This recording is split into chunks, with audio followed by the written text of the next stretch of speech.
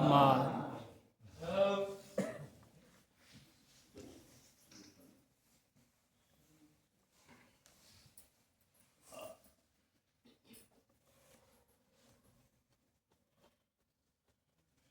رحم اللہ من قرأ سورۃ الفاتحہ.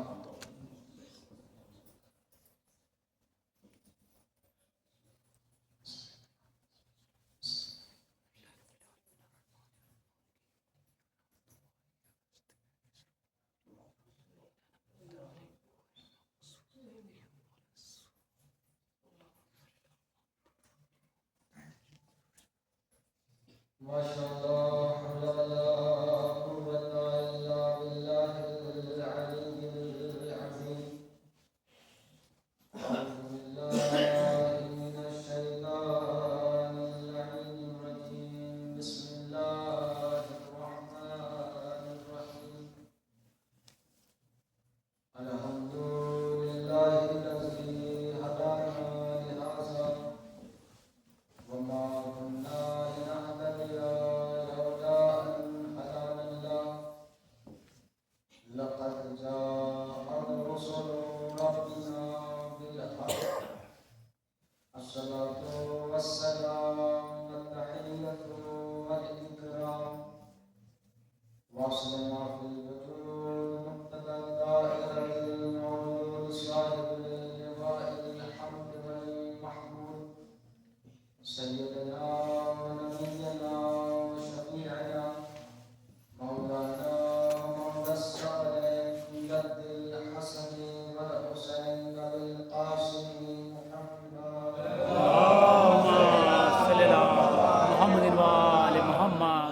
وعلى أهل بيته الطيبين الطاهرين المعصومين المنتقدين المنتجبين. ولعنة الله على أعدائهم أجمعين من يومنا هذا إلى قيام يوم الدين. أما بعد فقد قال الله تبارك وتعالى في محكم كتابه المبين وهو أصدق القائلين. بسم الله الرحمن الرحيم. إنا أنزلناه في ليلة القدر وما أدراك ما ليلة القدر. صلوات محمد وآل محمد. اللهم صل على محمد وآل محمد. عزیزان گرامی، بزرگان ملت، دوستان مسلمان، ابھی جس آیت کریمہ کی میں نے آپ کے سامنے تلاوت کی وہ مشہور و معروف سورہ سورہ لیلۃ القدر، وہ سورہ کہ جس کو آپ ہر واجب نماز میں پڑھتے ہیں. اس میں پروردگار عالم ارشاد فرما رہا ہے انا انزلناہ فی لیلۃ القدر. ہم نے قرآن مجید کو لیلۃ القدر میں نازل کیا. پھر آگے ارشاد خداوند عالم ہو رہا ہے وما ادراک ما لیلۃ القدر. اور تم کیا جانو لیلۃ القدر ہے کیا؟ لیلۃ القدر کیا ہے؟ لیلۃ القدر خیر من الف شہر. لیلۃ القدر 1000 مہینوں سے بہتر ہے. پھر خدا فرماتا ہے تنزل الملائکۃ والروح فیہا بإذن ربہم من کل امر. لیلۃ القدر کیا ہے؟ لیلۃ القدر میں نازل ہوتے ہیں فرشتے اللہ کی اجازت لے کر، لوگوں کے امور لے کر نازل ہوتے ہیں. پھر کیا ہوتا ہے؟ سلام ہی حتی مطلع الفجر. اور یہ لیلۃ القدر جو ہے یہ امن و سلامتی کا مرکز بنی رہتی ہے جب تک فجر طلوع نہ ہو جائے. آپ نے مکمل سورہ کا ترجمہ سنا. آپ نے اس میں ایک بات سوچی کہ لیلۃ القدر جو یہ سورہ ہے اس پورے مکمل سورے میں ایک آیت یا ایک لفظ ہے جو قرآن کے فضائل بیان کر رہا ہے. باقی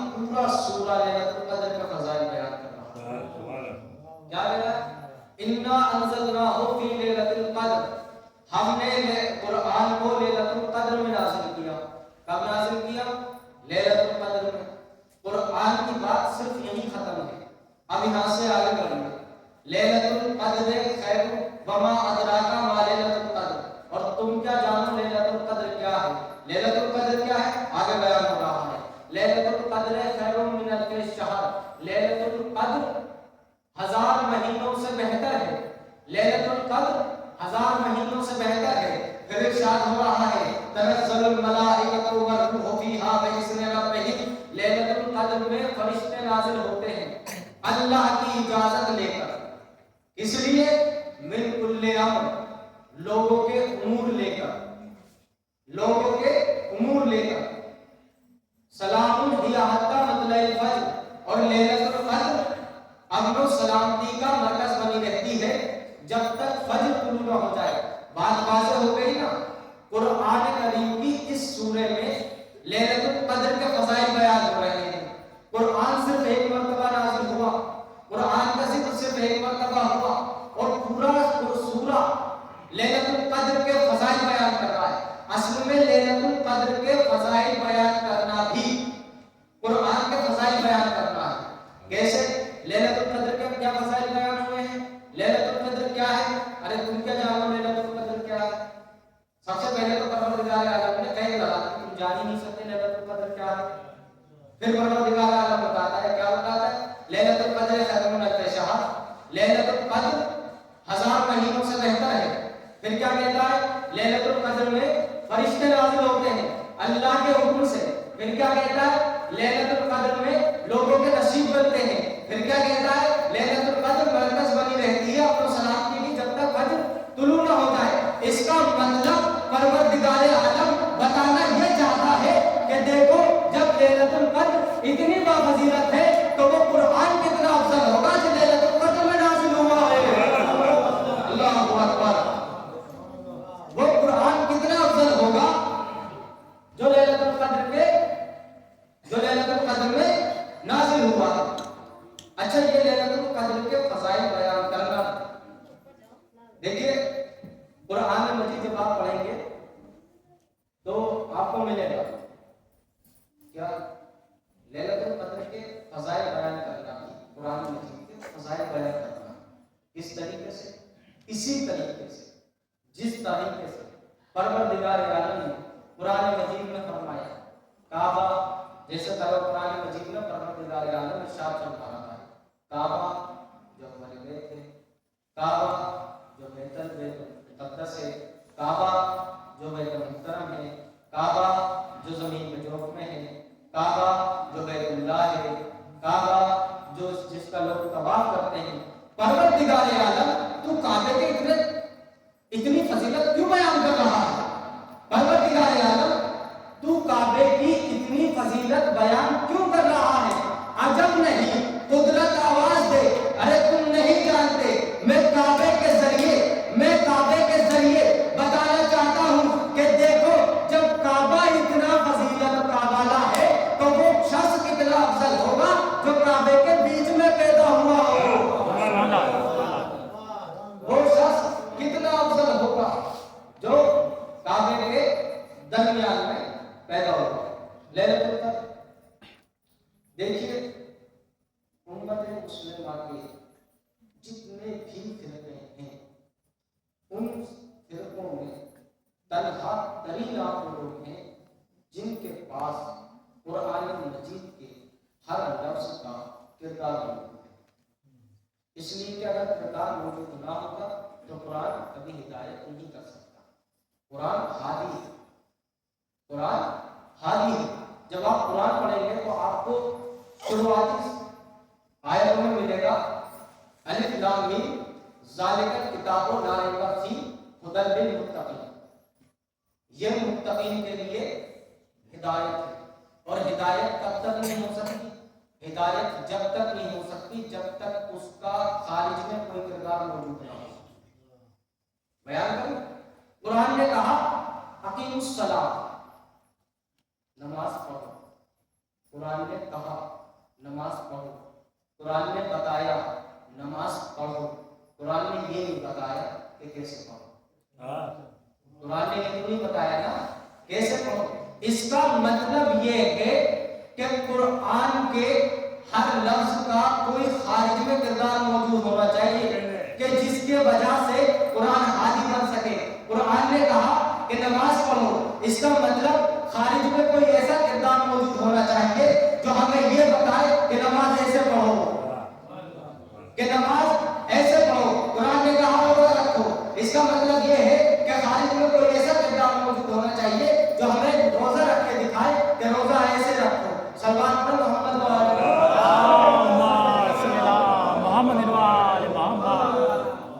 جب تک قرآن کے ہر لفظ کا کردار خارج میں موجود نہیں ہوگا قرآن ہدایت نہیں کر سکتا۔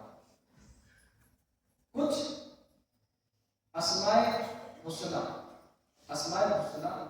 یعنی وہ اسماء جو اچھی صفتوں کے لیے بیان کیے جاتے ہیں، لغت میں کچھ اسماء حسنہ ہیں، جب تک ان کا خارج میں کردار موجود نہیں ہوگا تو آپ کو سمجھ میں ہی نہیں آ رہا کہ کہنا کیا چاہتے ہیں۔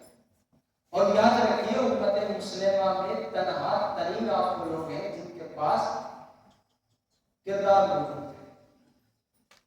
لغت نے کہا شجاعت، جیسے ہی لغت نے کہا شجاعت تو تنہا آپ وہ لوگ ہیں جن کے ذہن میں آ گیا کہ بہادر کون ہے۔ آگے نہیں آ گیا۔ لغت نے کہا سخاوت تو تنہا آپ وہ لوگ ہیں جن کے ذہن میں آ گیا کہ سخی کون ہے۔ دیکھیں قرآن جب تک ہدایت نہیں کر سکتا جب تک اس کا خارج میں کردار کوئی موجود نہ ہو۔ قرآن نے بہت سارے القابات بیان کیے جیسے صراط المستقیم، قرآن مجید میں ہے اہدنا الصراط المستقیم، صراط مستقیم سیدھا راستہ۔ ایک شخص رسول اللہ کی خدمت میں آیا، قرآن کے بعد کہتا ہے یا رسول اللہ ما ھذا صراط المستقیم، ما ھذا صراط المستقیم، یہ صراط المستقیم کیا ہے؟ رسول اللہ کا رخ ایسے تھا، رسول اللہ نے ایسے کر لیا، جواب نہیں دیا۔ پھر اس نے ادھر کو آ کے پوچھا یا رسول اللہ ما ھذا صراط المستقیم، رسول اللہ ادھر دیکھ رہے تھے پھر ادھر دیکھنے لگے، اس نے پھر اصرار کیا ما ھذا صراط المستقیم، یا رسول اللہ یہ صراط مستقیم کون ہے؟ یا رسول اللہ صراط مستقیم کون ہے؟ یا رسول اللہ صراط مستقیم کون ہے؟ اتنی ہی دیر میں علی نمودار ہوئے، فوراً رسول اللہ نے کہا ھذا صراط مستقیم، یہ صراط مستقیم ہے۔ آپ کے ذہن میں آئے نا صراط مستقیم کون ہے؟ جب آپ کو پتا ہے کہ صراط مستقیم سے مراد کون ہے، جب آپ کو پتا ہے کہ نبی عظیم کون ہے، جب آپ کو پتا ہے کہ قربت کون ہے، جب بھی آیت تطہیر پڑھی جاتی ہے تو آپ کے ذہن میں آ جاتا ہے آیت تطہیر میں کون کون ہے، تو آپ کو یہ بھی تو پتا ہونا چاہیے کہ لیلۃ القدر کون ہے۔ پتا ہونا چاہیے یا نہیں پتا ہونا چاہیے؟ پتا ہونا چاہیے نا کہ لیلۃ القدر سے مراد کون ہے۔ لیلۃ القدر سے مراد شہزادی فاطمہ زہرا سلام اللہ علیہا۔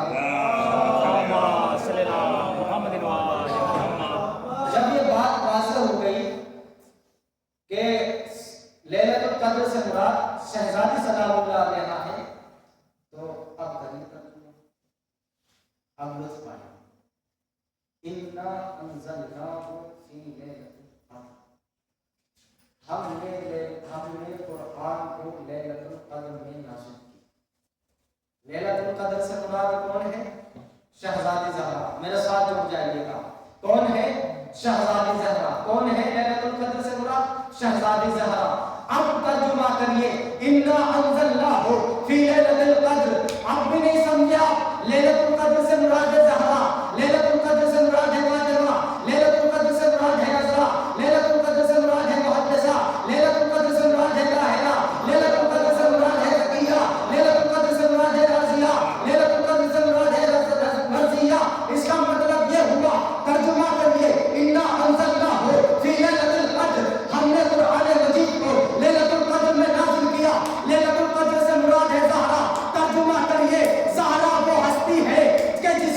زندگی میں کبھی حسن جیسا قرآن آیا، کبھی حسین جیسا قرآن.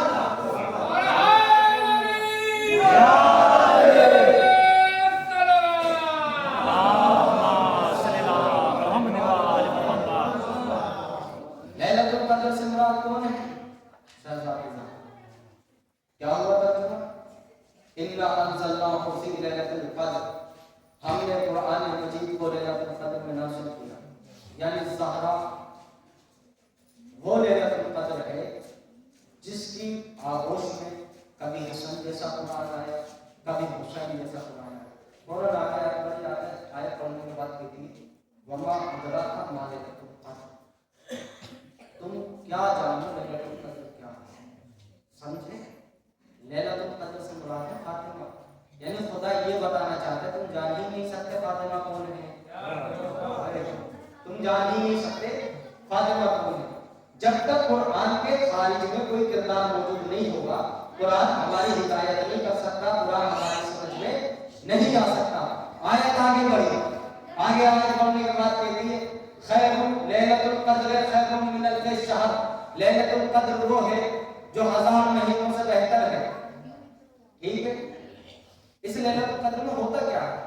تنزل الملائکۃ والروح فیہا باذن ربہم. لیلۃ القدر وہ ہے جس میں ملائکہ نازل ہوتے ہیں. کس لیے نازل ہوتے ہیں؟ من کل لوگوں کے نور لے کر. لفظ آسانی سے بتا، لوگوں کے نصیب لے کر. لیلۃ القدر میں کیا ہوتا ہے؟ لوگوں کے نصیب بنتے ہیں. ابھی میں نے کہا ہے جب تک خارج میں کوئی کردار موجود نہیں ہوگا، قرآن ہماری سمجھ میں نہیں آئے گا، قرآن ہدایت نہیں کرے گا.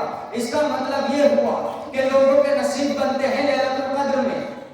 لوگوں کے نصیب بنتے ہیں لیلۃ القدر میں، اور لیلۃ القدر میں فرشتے نازل ہوتے ہیں لوگوں کے نصیب لے کر، اور نصیب بنتے ہیں لیلۃ القدر میں. جب تک کردار کوئی خارج میں موجود نہیں ہوگا، ہماری سمجھ میں قرآن نہیں آئے گا. اس کا مطلب یہ ہے کہ دنیا میں کوئی ایسا دروازہ موجود ہو جس پہ دنیا میں کوئی ایسا دروازہ موجود ہو جس پہ لوگوں کے نصیب بنتے ہو. دنیا میں کوئی ایسا دروازہ موجود ہو جس میں لوگوں کے نصیب بنتے ہیں. ہم نے پوری کائنات انسانیت میں نہیں دیکھا ایسا دروازہ کہ جس پر لوگوں کے بھی نصیب بنتے ہو، فرشتوں کے بھی نصیب بنتے ہو. یعنی ہم نے کائنات انسانیت میں کوئی ایسا دروازہ نہیں دیکھا در زہرا کے علاوہ جس میں زمین والوں کے بھی نصیب بنتے ہو، آسمان والوں کے بھی نصیب بنتے ہو. صلوات پڑھے محمد و آل محمد. یہ ہم اپنی طرف سے نہیں کہہ رہے کہ لیلۃ القدر سے مراد شہزادی فاطمہ زہرا، بلکہ ہمارے چھٹے امام امام جعفر صادق ارشاد فرماتے ہیں کہ اگر کسی شخص نے لیلۃ القدر کو اس کے تمام افعال، اعمال، ارکان کے ساتھ حاصل کر لیا تو اللہ اس کے تمام گناہوں کو بخش دے گا، چاہے وہ زمین کے ذروں کے برابر ہو یا آسمان کے تاروں کے برابر ہو. ایک شخص کھڑا ہو اور کھڑے ہونے کے بعد کہتا ہے یا رسول اللہ، یا بنا رسول اللہ، اے میرے مولا، اے میرے آقا، میں نے کبھی بھی لیلۃ القدر کو اس طریقے سے نہیں پایا جس طریقے سے آپ نے فرمایا، تو میں تو بڑا بد نصیب ٹھہرا، میرے گناہ کیسے بخشے جائیں؟ مولا نے فرمایا اگر تم نے لیلۃ القدر کو اس کے تمام افعال کے ساتھ نہیں پایا تو تم پریشان نہ ہو، اللہ تیرے گناہ بخش دے گا. اس نے کہا مولا کیسے؟ کہا دو لڑے ہوئے مومن بھائیوں کو آپس میں ملا دے، اللہ تجھے لیلۃ القدر کا ثواب دے گا. کیا کہا مولا نے؟ دو لڑے ہوئے مومن بھائیوں کو آپس میں ملا دے، اللہ تجھے لیلۃ القدر کا ثواب دے گا. اس نے کہا مولا کبھی یہ بھی نہیں کر پایا. مولا نے کہا تو پریشان کیوں ہوتا ہے؟ اگر تو دو لڑے ہوئے مومن بھائیوں کو آپس میں نہیں ملا پایا تو پریشان کیوں ہوتا ہے؟ اللہ تجھے لیلۃ القدر کا ثواب دے گا. کہا مولا کیسے؟ کہا کسی غریب بھوکے مومن کو کھانا کھلا دے، اللہ تجھے لیلۃ القدر کا ثواب دے گا. اللہ. اس نے کہا مولا کبھی یہ بھی نہیں کر پایا. اب روایت مکمل کرنے جا رہا ہوں، شہزادی کی عظمت سمجھیے گا. اس نے کہا مولا کبھی یہ بھی نہیں کر پایا.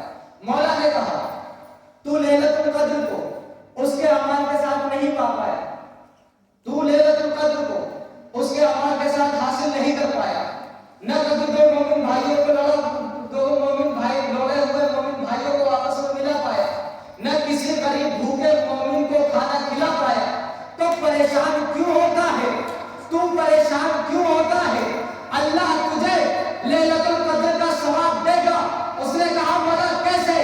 کہا لیلۃ القدر سے مراد میری دادی فاطمہ زہرا ہے، اللہ تجھے لیلۃ القدر کا ثواب دے گا. کہا مولا کیسے؟ کہا گھر جا اور زہرا کے دشمنوں پہ لعنت کر کے سو جا.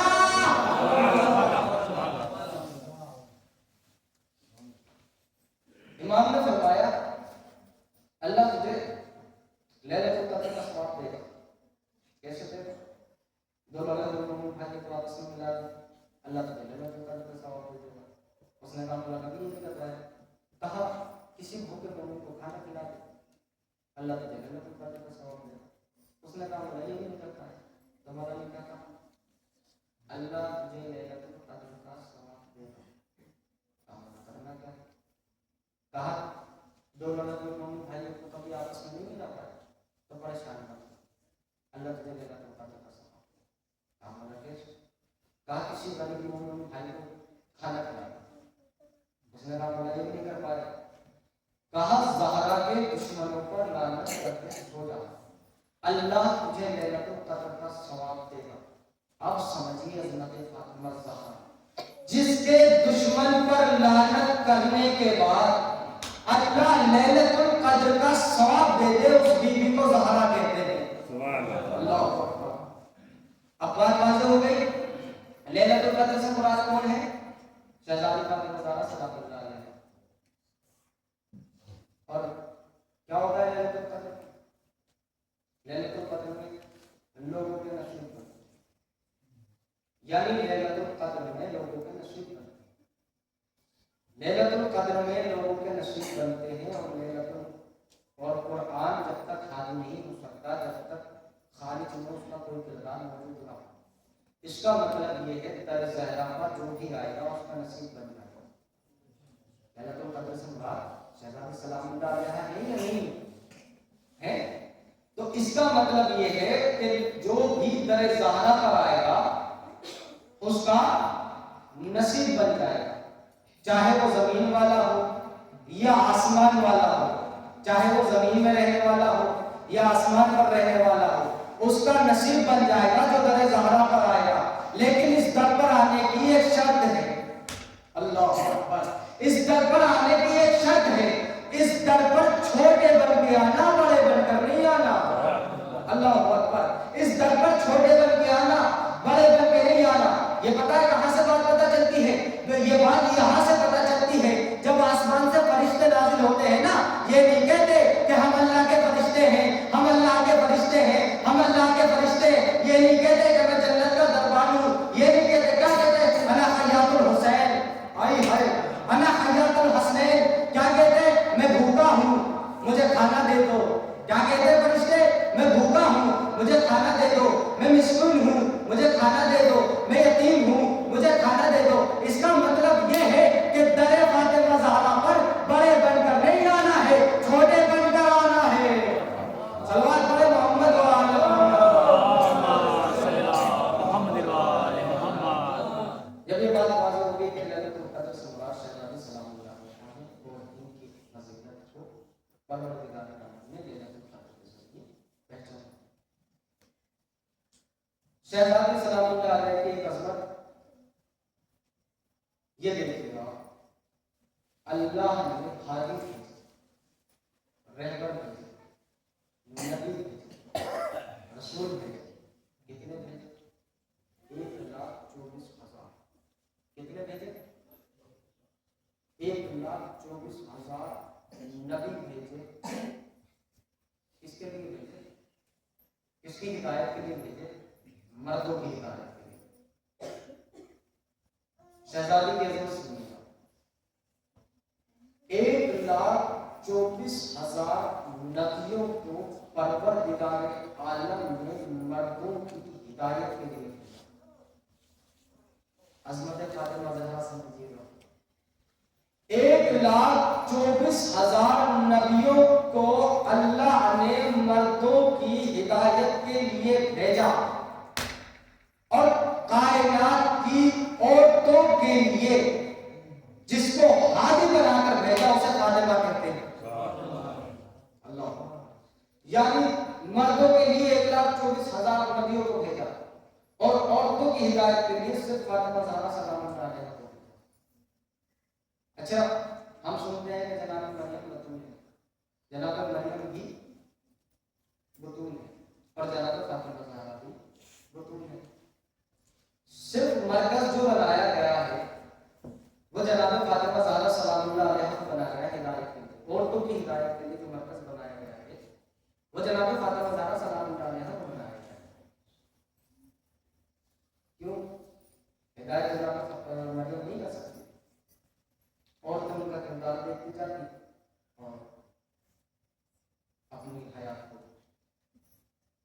اسلام کے ذریعے سے گزارتی جاتی. لیکن تنہا فاطمہ زہرا کو کہ جنہیں ہادی بنا کر مرکز ہدایت بنا کر بھیجا گیا ہے جناب فاطمہ زہرا کو تو جناب مریم کہ جب آپ سوال حیات پڑھیں گے تو آپ کو ملے گا. دیکھیں 4 بیویاں ایسی ہیں جن کی عظمت بیان کی گئی ہے. ایک جناب حوا، ایک جناب مریم، ایک جناب خدیجہ، ایک جناب فاطمہ زہرا سلام اللہ علیہا.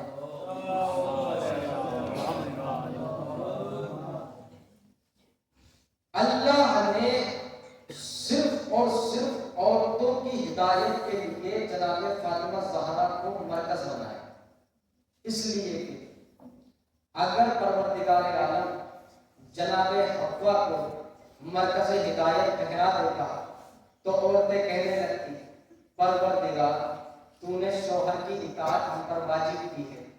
تو ہم نے جناب حوا کو دیکھا کہ انہوں نے جناب آدم کے ساتھ کس طریقے سے اپنی زندگی کو گزارا، ہم نے اسی طریقے سے اپنی زندگی کو سنوارنا شروع کر دیا. پھر ان کے یہاں بیٹا پیدا ہوا تو ہم نے دیکھا کہ جناب حوا نے ماں کا کردار کس طریقے سے ادا کیا، ہم نے اسی طریقے سے اپنی ماں ہونے کا کردار ادا کیا. لیکن جناب حوا نے ایک چیز جناب حوا کے ہاں نہیں ہے، ماں باپ نہیں ہے. اللہ نے انہیں پیدا کیا بغیر ماں باپ. تو ایک ہدایت سے محروم رہیں گے نہ رہیں گے ہوتے کہ شوہر کے اطاعت اگر واجب ہے یا شوہر کے ساتھ کیسا سلیقہ رکھنا چاہیے. وہ تو ہم نے جناب حوا کو دیکھا ان کا کیسا کردار رہا جناب آدم کے ساتھ، ہم نے ایسی زندگی گزاری. ہم ہو گئے، ہم نے بیٹوں کے ماں ہونے کا سلیقہ جو سیکھا وہ جناب حوا سے سیکھا، ہم نے اسی طریقے سے زندگی گزاری. لیکن ہمیں پتہ نہیں ہے کہ ماں باپ کے ساتھ کیسا سلوک کیا جاتا ہے، اس لیے کہ جناب حوا کے ماں باپ نہیں. اچھا مرکز ہدایت اگر پروردگار عالم رکھنا چاہتا تو جناب مریم کو رکھ سکتا تھا. پھر دنیا کی تمام عورتیں ہیں پروردگار عالم تو نے جناب مریم کو والدین دیے. ہم نے اپنی زندگی کو انہی کے سلیقے سے گزارا. والدین کے ساتھ کیسا سلوک کرنا چاہیے ہم نے اسی طریقے سے والدین کے ساتھ سلوک کیا. بیٹوں کے ساتھ ماں کا سلوک کیسا ہونا چاہیے ہم نے جناب مریم کی سوال حیات پڑھی کہ ان کا سلیقہ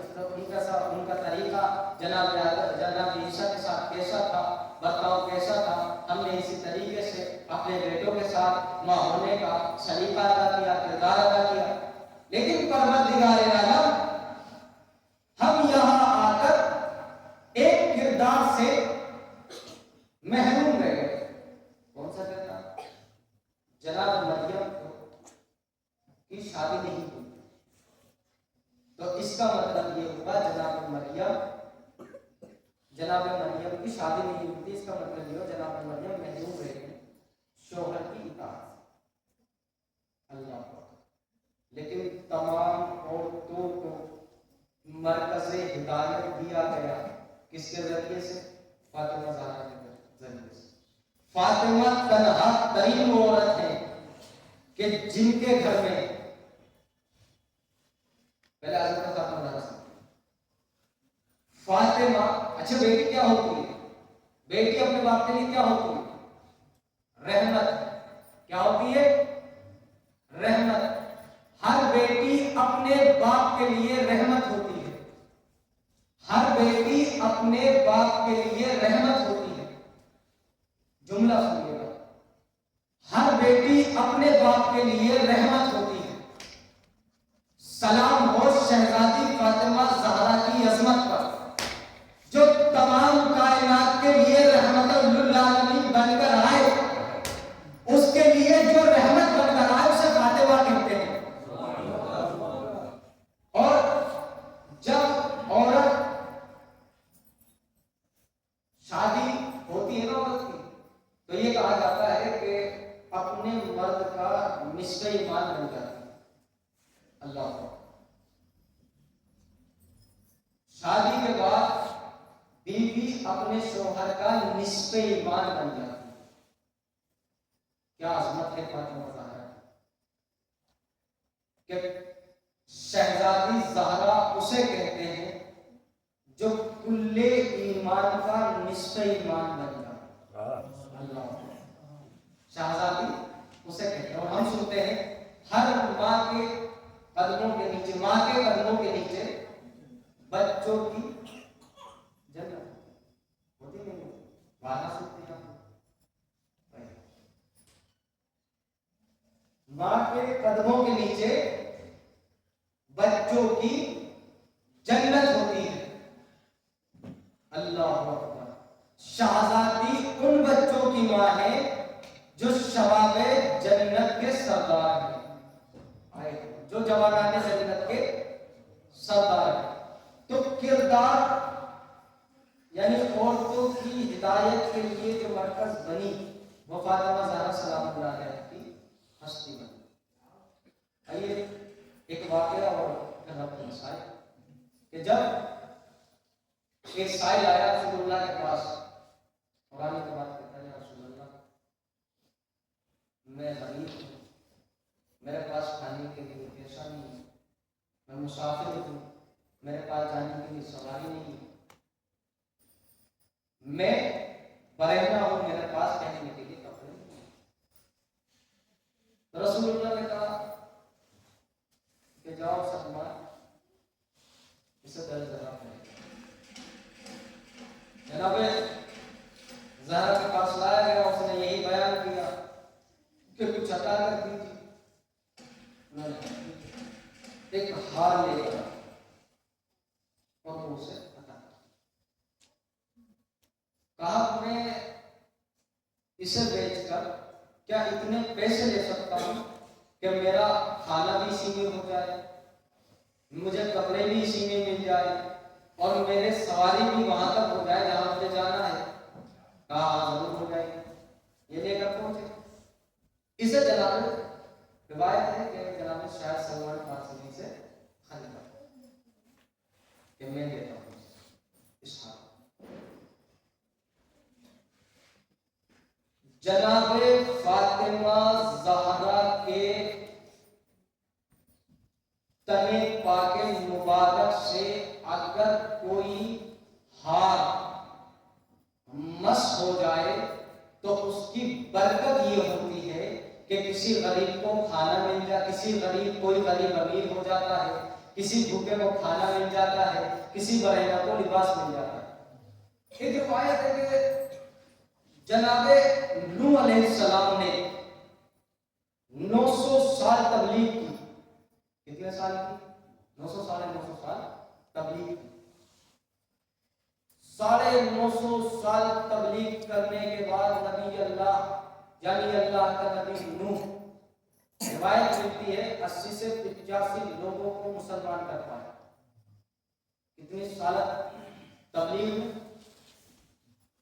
900 سالہ تبلیغ میں نبی اللہ صرف اور صرف 80 یا 85 لوگوں کو مسلمان کر پائے.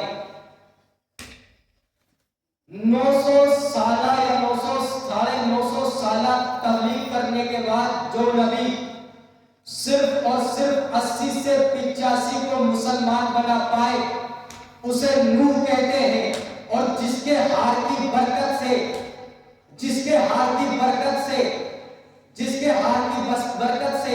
بستی کی بستی کریے کے کریے مسلمان ہو جائے اسے فاطمہ زہرا کہتے ہیں. اسے فاطمہ زہرا کہتے ہیں. دیکھیے جب آپ فضائل اہل بیت سنیں گے اور پڑھیں گے تو یاد رکھیے گا فضائل اہل بیت اتنے ہیں آپ کی زندگی ختم ہو جائے گی لیکن فضائل اہل بیت ختم نہیں ہوگی. جس طریقے سے آپ سنتے ہیں کہ اس گھرانے کے ایسے فضائل ہیں کہ جب خارجیوں نے دیکھا تو ان کے نام کا کلمہ پڑھنے لگے. جب سنگریزی ان کے ہاتھ پر آئے تو وہ کلمہ پڑھنے لگے. انہوں نے اگر سورج کو اشارہ کیا تو وہ مغرب سے نکل آیا. جب چاند کی طرف اشارہ کیا تو وہ 2 ٹکڑوں میں تقسیم ہو گیا. جس طریقے سے اس گھرانے کے فضائل ہیں اسی طریقے سے اس گھرانے کے مسائل. اللہ دیکھیے جب رسول اللہ سب سے زیادہ محبت کیا کرتے تھے جناب فاطمہ زہرا سلام اللہ. رسول اللہ نے پاک پتا فاطمہ زہرا سلام اللہ کا نام کر دیا. جب رسول اللہ اس دنیا سے تشریف لے گئے اور اس دنیا سے پردہ کر لیا رسول اللہ نے تو ایک میٹنگ اٹھائی. رسول کا جنازہ رکھا ہوا ہے الگ. کچھ لوگ جمع ہوئے اور جمع ہونے کے بعد کسی کو خلیفہ بنا دیا. کسی کو خلیفہ بنا دیا. جب وہ خلیفہ بنا تو اس نے سب سے پہلا کام یہ کیا کہ فاطمہ زہرا سلام اللہ علیہا سے ان کا پاک چھین لیا یعنی فدق چھین لیا. جب رسول اللہ کو دفنا کیا گیا یہ بات پتہ چلی کہ فدق اچھا یہ بات کیسے پتہ چلی کہ فدق کو کسی نے چھین لیا. بعد فدق میں کچھ لوگ کام کیا کرتے تھے جو انکم لا کے شہزادی کو دیا کرتے تھے اور وہ شہزادی غریبوں کو بانٹ دیا کرتے تھے. تو جتنے بھی وہاں کے لوگ تھے جو کام کیا کرتے تھے مزدور تھے وہ جناب فاطمہ زہرا کے پاس آئے اور جناب فاطمہ زہرا نے پوچھا تم لوگ یہاں کیوں آئے ہو؟ وہاں فدق کی رکھوالی کون کر رہا ہے؟ تو انہوں نے کہا شہزادی فدق کو چھین لیا گیا ہمیں باہر کر دیا. کہا کس نے چھینا؟ کہا جب خلیفہ بنا ہے اس نے چھین لیا. شہزادی سلام اللہ علیہا وہ تحریر لے کر جو رسول اللہ نے اپنے ہاتھ دست مبارک سے لکھی تھی دربار میں پہنچی اور پہنچنے کے بعد دیکھی کہ یہ جو بات فدق ہے یہ میری نہیں کیا. تو انہوں نے کہا کہ رسول کوئی بات نہیں بنا. کہا یہ تحریر دیکھی یہ فدق کی تحریر دیکھی جس میں رسول اللہ نے میرے بابا نے میرے نام فدق کیا ہے. ایک بہت طویل خطبہ فدق ہے جو شہزادی فاطمہ زہرا نے بھائی دربار میں جا کر دیا.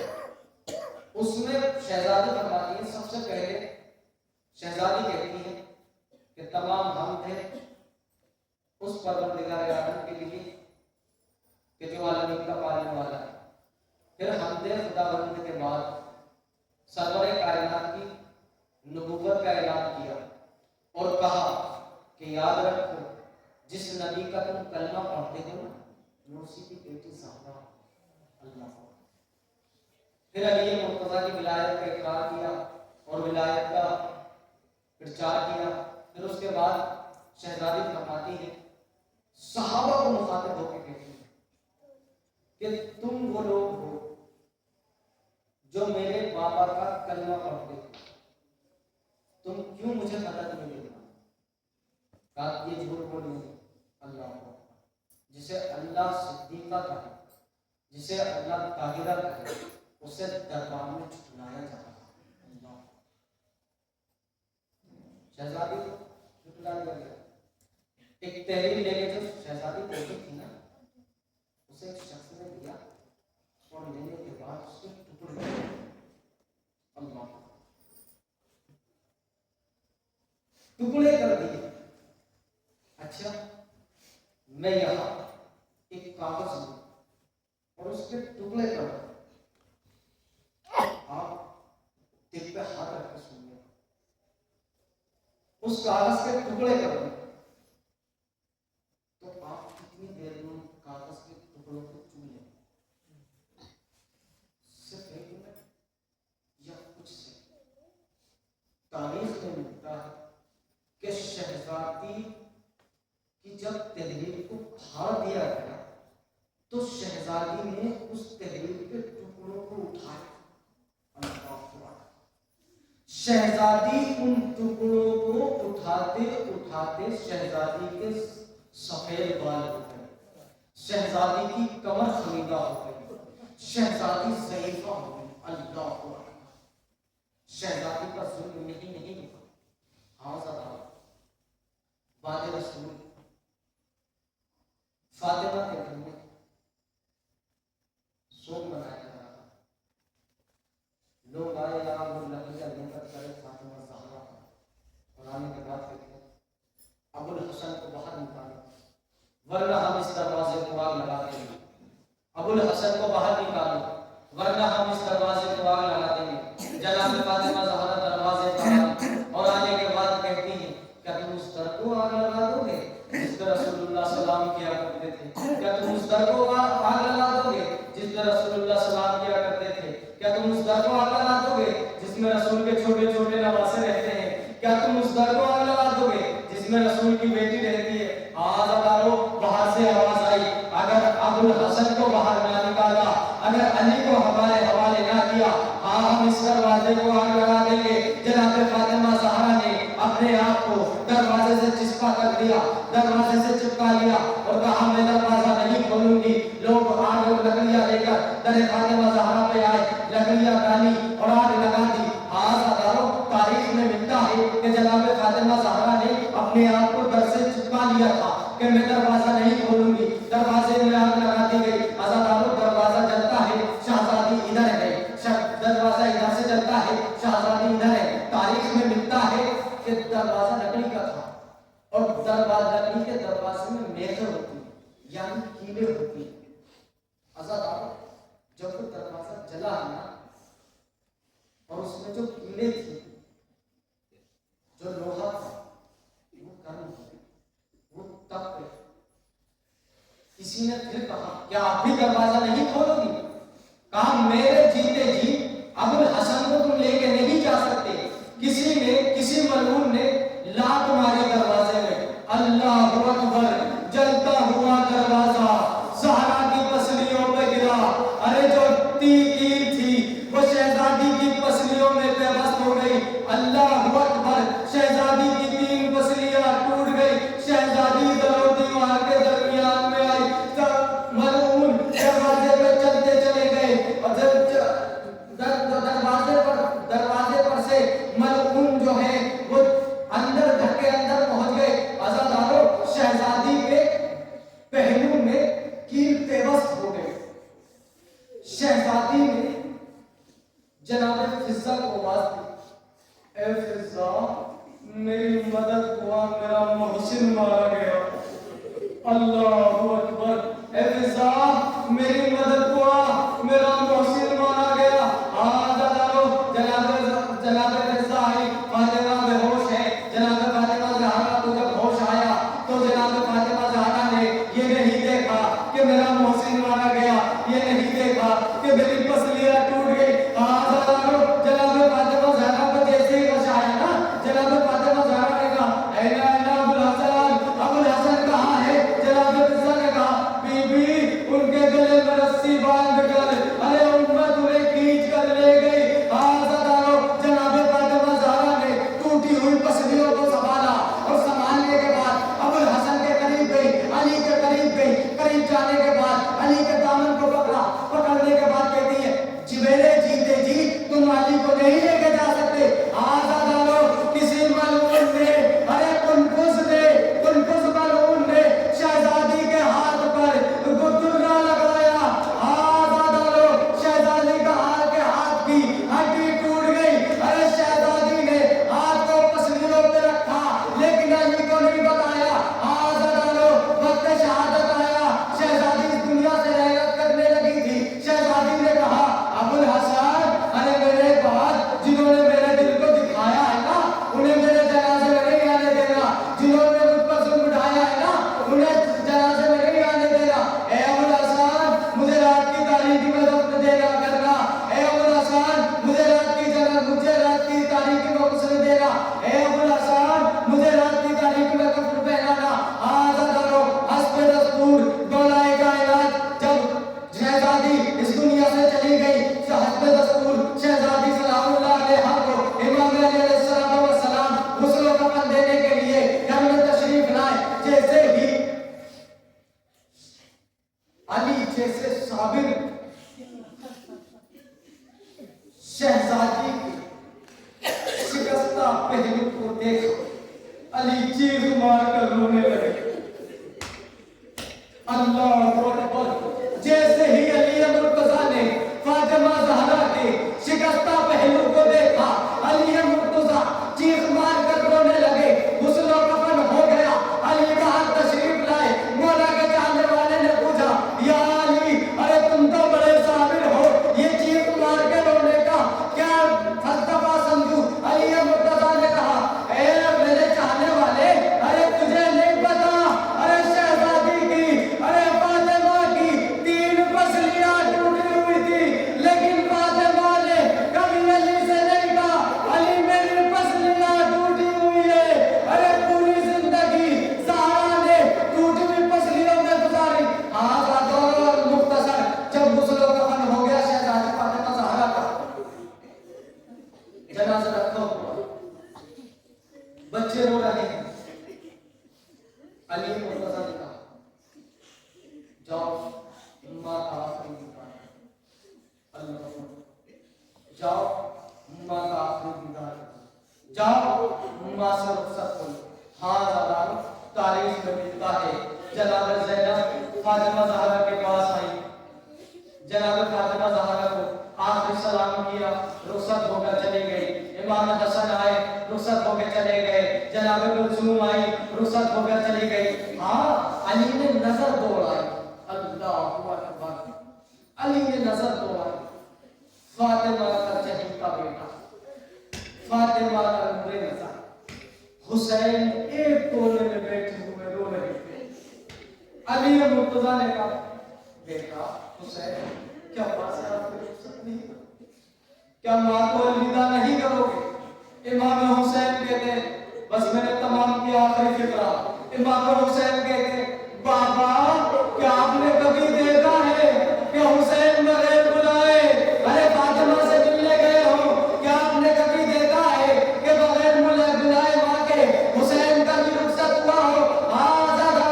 ارے بندے کفن ٹوٹے, 2 ہاتھ نمودار ہوئے, شہزادی کی آواز آئی آجا حسین میرے گلے سے لگ جا, تیری ماں فاطمہ تجھے بلا رہی ہے.